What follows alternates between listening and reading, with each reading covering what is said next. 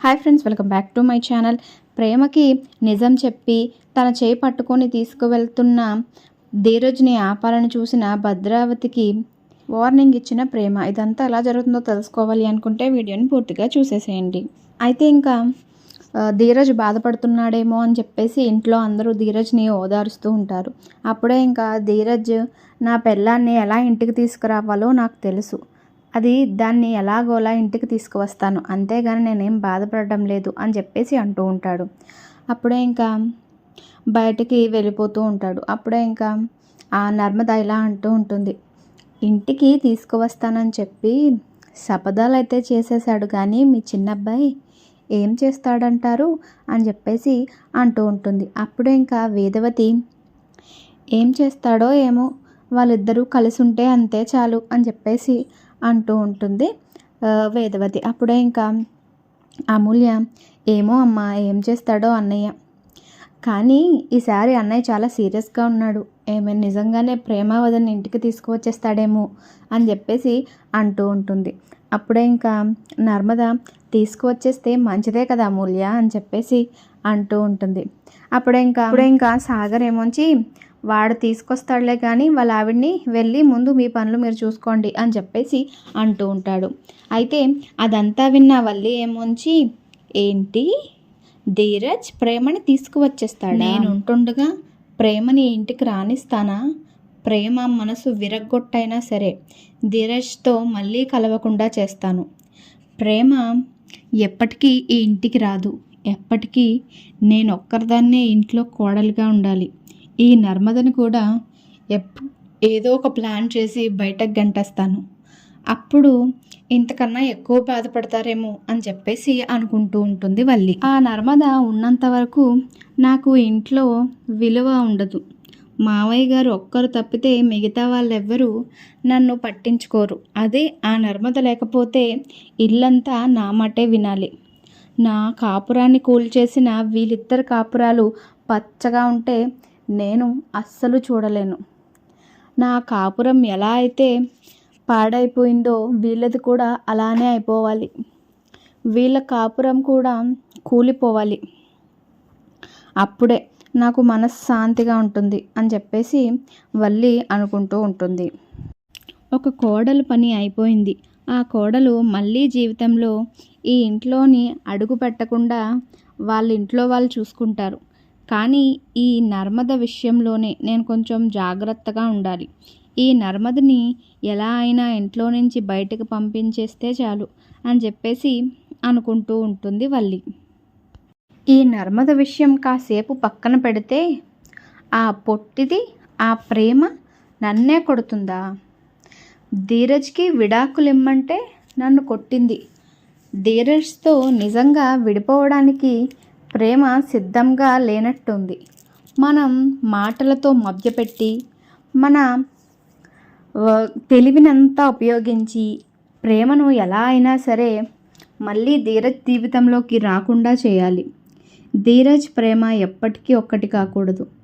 నన్నే కొడుతుందా? నన్ను కొట్టినందుకు ప్రతీకారం తీర్చుకుంటాను, తప్పనిసరిగా నువ్వు జీవితాంతం కుమిలి ఏడ్చేలా చేస్తాను అని చెప్పేసి అనుకుంటూ ఉంటుంది వల్లి. ఇదంతా ఇలా జరుగుతూ ఉంటూ ఇంకా భద్రావతి, సేనాపతి ఇద్దరు ప్రేమకి వేరే పెళ్లి చేయాలి, ప్రేమ మనసు మార్చాలి అని చెప్పేసి మాట్లాడుకుంటూ ఉంటారు. అప్పుడే ఇంకా సేనాపతి, అక్క, ప్రేమ ఇప్పుడిప్పుడే మన మాట వింటుంది కాబట్టి త్వరగా ప్రేమ మనసు మార్చేస్తే, మనకు నచ్చిన వాడిని ఇచ్చి ప్రేమకు పెళ్లి చేస్తే ప్రేమ జీవితం బాగుంటుంది. ప్రేమ ఆ ధీరజ్ గాడి కోసం ఆలోచించడం మానేస్తుంది అని చెప్పేసి అంటూ ఉంటాడు. అప్పుడే ఇంకా భద్రావతి, కంగారు పడకూడదు సేన, ఎందుకంటే ప్రేమ ఇంకా పూర్తిగా ధీరజ్ని మర్చిపోలేదు. అలా ధీరజ్ని మర్చిపోకుండా మనం ఇంకో పెళ్లి చేశామంటే అది మొదటికే మోసం వస్తుంది. మనం ప్రేమని గుప్పెట్లో పెట్టుకోవాలి అనుకుంటున్నామని ప్రేమకు తెలిసిపోతుంది, అది ఇంకా ప్రమాదం. అప్పుడు ప్రేమ మన మాటను లెక్క చేయదు. ఇలా మనం పెళ్లి ప్రస్తావన తేగానే వెంటనే ధీరజ్ దగ్గరికి వెళ్ళిపోతుంది.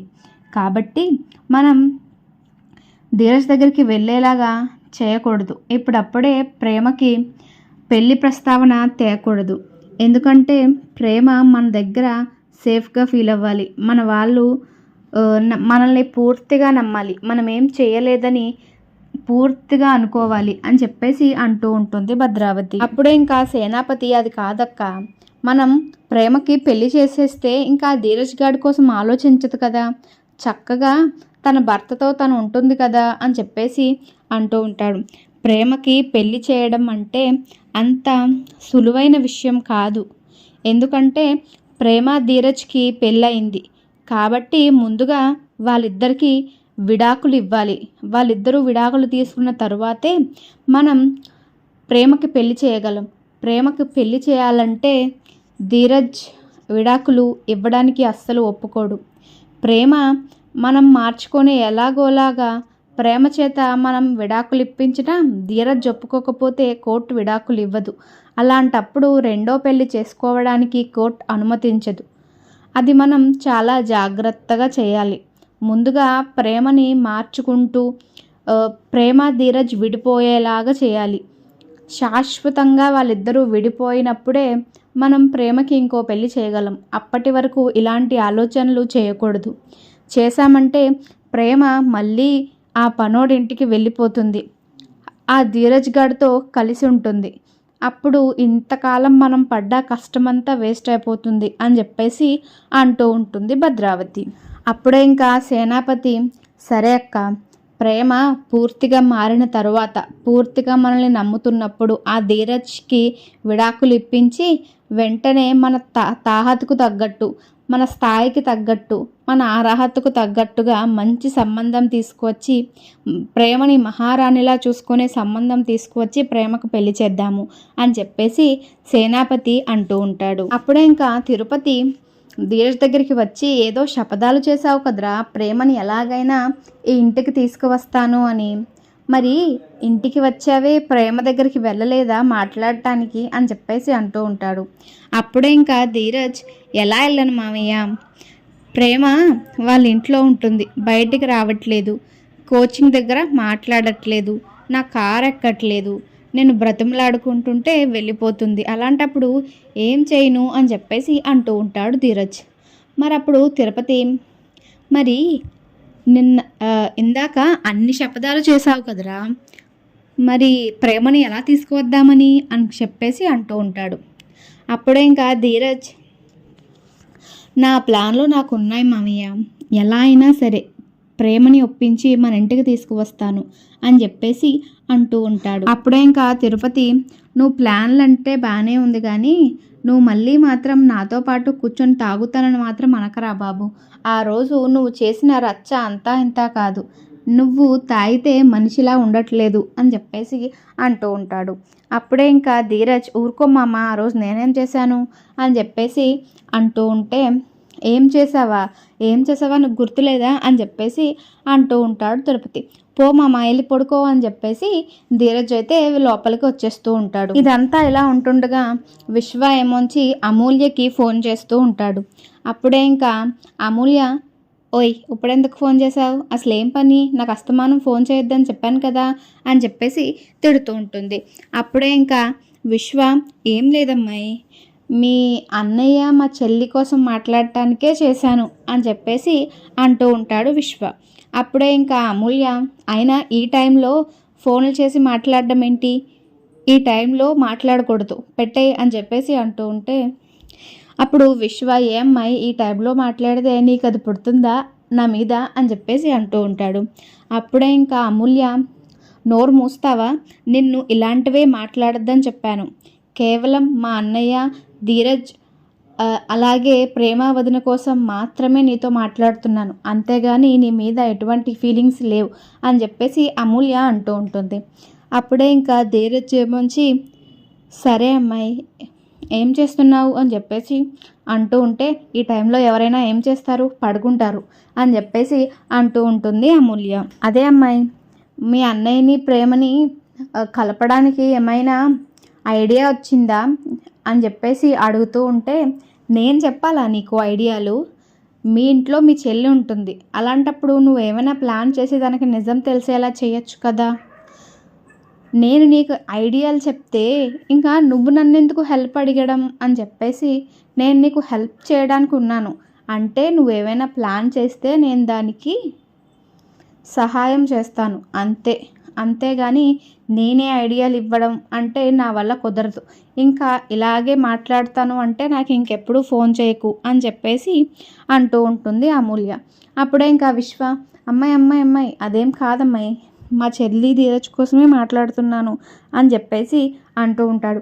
సరే పొద్దున మాట్లాడుకుందాం పెట్టేసే అని చెప్పేసి అమూల్య కాల్ కట్ చేసేస్తుంది. అప్పుడే ఇంకా విశ్వాచ అమూల్య నాతో ఎప్పుడు మాట్లాడుతుందో సరిగా, ఎప్పుడు నేను మారానని తెలుసుకుంటుందో అని చెప్పేసి అనుకుంటూ ఇంకా ప్రేమ ఏమొంచి పడుకుండిపోతూ ఉంటుంది, సాంగ్స్ వింటూ పడుకుంటుంది.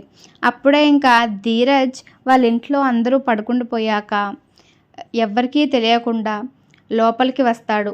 గోడ దూకి ప్రేమ రూమ్లోకి వెళ్తాడు. ప్రేమ రూమ్లోకి వెళ్ళి ప్రేమ సాంగ్స్ వింటుంటే ఆ ఇయర్ ఫోన్స్ తీసుకొని సాంగ్స్ వింటూ ఉంటాడు. ఇలాంటి పాటలు వింటున్నావంటే నేను నిన్నే మోసం చేశాను అని చెప్పేసి అనుకుంటూ ఉంటాడు ధీరజ్. అప్పుడే ఇంకా ప్రేమకి మెలకు వచ్చి చూస్తూ ఉంటుంది. అప్పుడే ఇంకా ధీరజ్ ఉండడం చూసి ఒక్కసారిగా షాక్ అయిపోతుంది.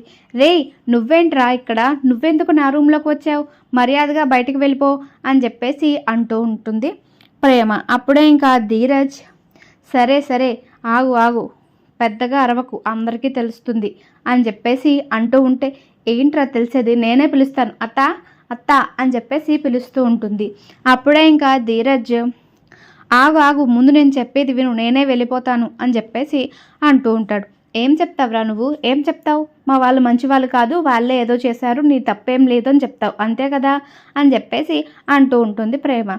అప్పుడే ఇంకా ధీరజ్ అవును ఎగ్జాక్ట్లీ అదే చెప్దామని వచ్చాను, కాకపోతే నువ్వు మేము చెప్పే మాటలు వినడానికి రెడీగా లేవు. నువ్వు ఒకసారి మేము చెప్పింది వింటే నీకు అర్థమవుతుంది ఎవరు తప్పు ఎంత ఉందో అన్నది అని చెప్పేసి అంటూ ఉంటాడు ధీరజ్. అప్పుడే ఇంకా ప్రేమ ఏంట్రా చెప్పేది, చెప్పు, ఇప్పుడు వచ్చావు కదా ఏంటో చెప్పి తగలడు అని చెప్పేసి అంటూ ఉంటుంది. అయినా నువ్వెన్ని చెప్పినా నేను నా మనసు మార్చుకోను, నువ్వు ఏ తప్పు చేయలేదంటే నేను నమ్మను, నువ్వు నాకు ఇచ్చిన మాటని మర్చిపోయావు, అంతకు మించిన పెద్ద తప్పు ఏమీ ఉండదు అని చెప్పేసి అంటూ ఉంటుంది. అప్పుడే ఇంకా ధీరజ్ సరే నేను తప్పే చేశాను, సారీ, కాకపోతే నేను చెప్పింది ఒకసారి విను అని చెప్పేసి భద్రావతి వల్లి చేసిన ప్లానింగ్ కోసం వాళ్ళ నాన్న కావాలనే వాళ్ళ అమ్మని అనరాని మాటలు అనటం వల్ల నాకు కోపం వచ్చి ఇలా చెప్పేశాను అనే విషయాన్ని మొత్తం అయితే ప్రేమకి చెప్తాడు ధీరజ్. అప్పుడే ఇంకా ప్రేమ ఏంట్రా నువ్వు చెప్పేది, ఇదంతా నిజమేనా, నిజంగానే మా భద్రావతి అత్తయ్య ప్లాన్ చేసి వచ్చారా, నిన్ను విడగొట్టడానికి కావాలని మన ఇంట్లో పార్టీ పెట్టారా అని చెప్పేసి అంటూ ఉంటుంది ప్రేమ. అవును అవును ప్రేమ అవును, కావాలంటే మీ భద్రావతి అత్తయ్య మాటలు ఒకసారి గుర్తు తెచ్చుకో, నిన్ను కరెక్ట్ టైంకి లోపలికి తీసుకువెళ్ళిపోయారు, అప్పుడు దాకా నువ్వు అక్కడే ఉన్నావు కానీ అప్పుడు ఏమీ చేయలేదు, నువ్వు లోపలికి వెళ్ళగానే మా అమ్మని అనరాని మాటలు అన్నారు అని చెప్పేసి అంటూ ఉంటాడు ధీరజ్. అప్పుడే ఇంకా ప్రేమ అవునరా నిజమే, అప్పుడే అత్తయ్య నన్ను లోపలికి తీసుకువెళ్ళింది అని చెప్పేసి అంటూ ఉంటుంది ప్రేమ. అప్పుడు ధీరజ్ అవును వాళ్ళు కావాలనే వచ్చి మన ఇద్దరిని విడగొట్టడానికి ఇదంతా ప్లాన్ చేశారు అని చెప్పేసి అంటూ ఉంటాడు ధీరజ్. అప్పుడే ఇంకా ప్రేమ అవునా నన్ను క్షమించరా, నేను తప్పుగా అర్థం చేసుకున్నాను, నువ్వు కోపంలో నాకు ఇచ్చిన మాట తప్పవని అనుకున్నాను కానీ దాని తర్వాత ఇంత జరిగిందని నేను అనుకోలేదు అని చెప్పేసి ప్రేమ అంటూ ఉంటుంది. అప్పుడే ఇంకా ధీరజ్ సరే పద మన ఇంటికి వెళ్దాం అని చెప్పేసి ప్రేమని తీసుకువెళ్ళిపోతూ ఉంటాడు. అప్పుడే ఇంకా అది భద్రావతి చూసేస్తుంది. భద్రావతి చూసి ఆగు, ప్రేమని ఎక్కడికి తీసుకువెళ్తున్నావు, ప్రేమ ఎక్కడికి రాదు అని చెప్పేసి అంటూ ఉంటుంది. ప్రేమ ఇంకెప్పటికీ నీతో రాదు, ప్రేమ ఎప్పటికీ మాతోనే ఉంటుంది, ఆ ఇంటికి రావాల్సిన అవసరం ప్రేమకు లేదు అని చెప్పేసి భద్రావతి అంటూ ఉంటుంది. అప్పుడే ఇంకా ధీరజ్ ప్రేమ నా భార్యని తీసుకువెళ్ళే హక్కు నాకు ఉంటుంది అని చెప్పేసి అంటూ ఉంటాడు. అప్పుడే ఇంకా భద్రావతి ప్రేమ నీ భార్య కాదు, నువ్వే చెప్పావు కదా ప్రేమ నీ భార్య కాదు అని చెప్పేసి అని ప్రేమను తీసుకువెళ్ళడానికి వీలు లేదు అని చెప్పేసి అంటూ ఉంటే అప్పుడే ఇంకా ప్రేమ అత్త నేను ధీరజ్తో వెళ్తాను, నువ్వు చేసిన తప్పు నాకు తెలిసింది. ధీరజ్ ఏ తప్పు చేయలేదు. నువ్వు నాన్న కావాలని ఇదంతా ప్లాన్ చేసి ఇదంతా చేశారు. నాకు మొత్తం తెలిసిపోయింది. నువ్వు ఇంకా నటించద్దు. నాకు ధీరజే కావాలి, నేను ధీరజ్తోనే వెళ్తాను అని చెప్పేసి భద్రావతిని ఎదిరించి ప్రేమ అయితే ధీరజ్తో పాటు వాళ్ళ ఇంటికి వెళ్ళిపోతుంది. చూసారు కదా ఫ్రెండ్స్, వీడియో నచ్చినట్టయితే లైక్ చేసి షేర్ చేసి మా ఛానల్ని సబ్స్క్రైబ్ చేసుకోవడం మాత్రం అస్సలు మర్చిపోకండి.